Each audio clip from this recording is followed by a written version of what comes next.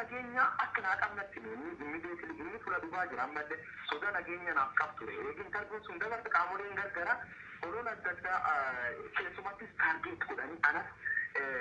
waan adda addaan jecha turan suura hin gaddeebisanii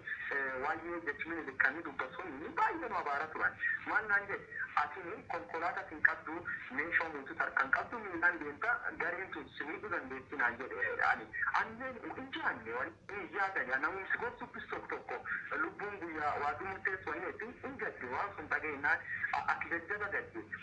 duusaatiin booda immoo wannan qaabadde guyyaa lamaffaa gubbaatti ani ijoolleen akkuma duusa dhagaanii manna cufanii mana boona dhowwan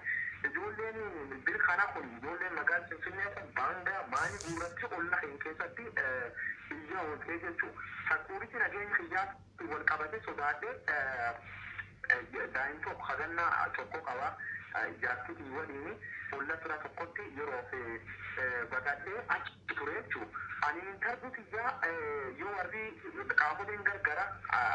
intarbuutii sun du'a dhaaluutiin sabab taate dhahee dhiyeessan na dhukkuba beektaa keessan na dhukkuba gite garii dhukkubna kuffise beektaa baay'ee aaraa bakka sarbaan godhu dadhabee jira beektaa akkasuma dhufaa'u jiru anqaanii mootummaa kana barbaadu jiru ayyakkama jedhu hin ergamu an dhugaa oromoo baasee dhugaa caalu hundeessaa ba'a kanaafuu akkasi biraa of ta'e jiraatu bira caaluuti hin gaddeetu jiru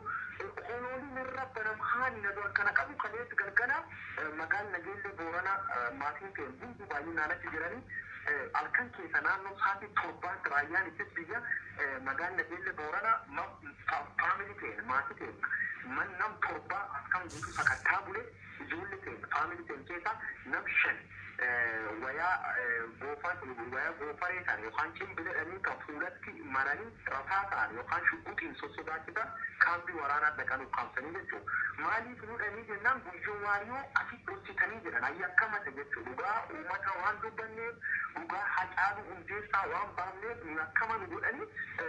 maatiin keenya sababa keenya shororkaa jirti jechuudha. Warra kanaa wal quunnamsiisa amma Finfinnee jira qaamoleen mootummaa yoo ati akkamaa jettee isaan eegu isaan bakki isaan nadeellamanii dhaqaa jedhee murteessaa ture yeroo faamiliin keenyallee rabii tokko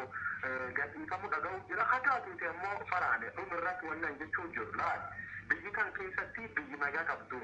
biyyiti sunini biyya qaamna mijjeetin bee ani mootummaallee ta'e garii paartilee siyaasaallee ta'e dubbadheen beeku armaan dura doosisi gurguddaan irra godhamatu ammaan kanallee wal fakkaata kan sodaachuu jira yoo qaamni mootummaa tokko dhufee si qabna naan jedhu nama malee amma kenna hin qabu kanaafuu soda nageenyaa jajjabduu kee jira uummata oromoo kan beeku qaba qaamni tokko rakkoo addaan irraa yookaan maatii irra dhaqqabsiisuu danda'a kanaafuu hojii hojjateef wanni uummata oromoo baruu qabu burganam yoo na ijjeessan anini soda nageenya jajjabdurre jira kanaafuu bakkitti dhokatu ammaa fatilis bakkitti dhokatu fadha'uu jira qaam nageenya irraan baqadhu qaamni nageenya na barbaannaan bakka kamitti argama bakka kamittu akka dhugaa qabeen beeka haqi dhabee jira haqi dabullee silaaftuu wagga dhibbaan deemboodu waan naa galuufi haqattamanii deemu garuu gareen gargara waan na sodosaachee turtee fi